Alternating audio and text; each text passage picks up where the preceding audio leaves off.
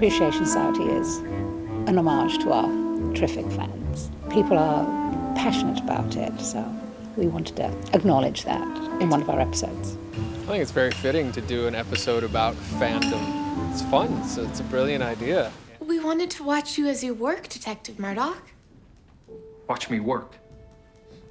Why? Well, to appreciate you. One of the biggest fangirls that I know, and I know a lot about fandom because of my daughter, Mikaela. She's playing a very funny Murdoch fan, actually. It's fun because I get to play with my dad. All my scenes are with him, so it's kind of funny to be playing someone completely different. He's playing someone completely different, but we're supposed to have a relationship, and we're trying not to be father and daughter. So it's interesting. I'm supposed to be his biggest fan and be obsessed with him, and I'm like, it's Dad.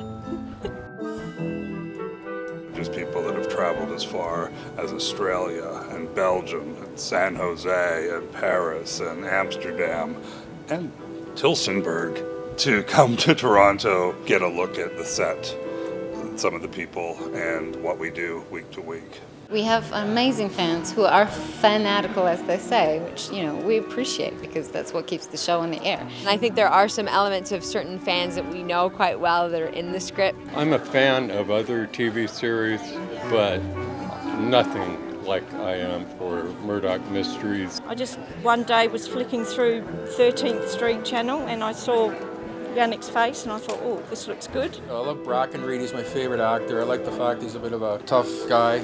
George has just got such a quirky, lighthearted feel. He makes the show have balance. I really like Julia because I'm a nurse, so being in the medical field, I like how she made such great strides being a woman in the time. I think it's just a feel-good show, to be honest. The whole cast seemed like a really close-knit group and you care about them. I like how it's based on the history and how they're pretty much inventing things that we use in an everyday life, like the telephone. I love the Victorian era, I just love it, and how we're going into the Edwardian, and the costumes are actually following that. Women particularly have come to me, and younger girls, and said what an inspiration they find her as a character. People seem to like the character, When I was on Coronation Street, people didn't like my character and I got killed off. But people seem to like me and I'm still here, season 8. Well, I don't want to sell myself short, but I think being the likable sidekick, that's a pretty surefire way to get the approval of your fans. Batman is cool, but everybody loves Robin. It's easy to love him. I think having another female character was really nice for the female fans. She's also just one of the characters that's just a little more lively and really thinks outside the box for that time period. I think for us to meet the fans, meet the people that are watching and supporting our show around the globe is pretty cool. Just sort of thank them, even if it's just saying hi, nice to meet you, and saying thanks for watching the show. And it's something that I appreciate being able to do. In coming up with the story, because one of the characters was a bookstore owner, I decided to use a book.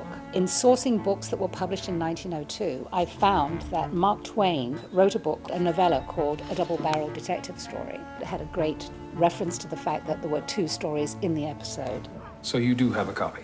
I actually found things from the book itself.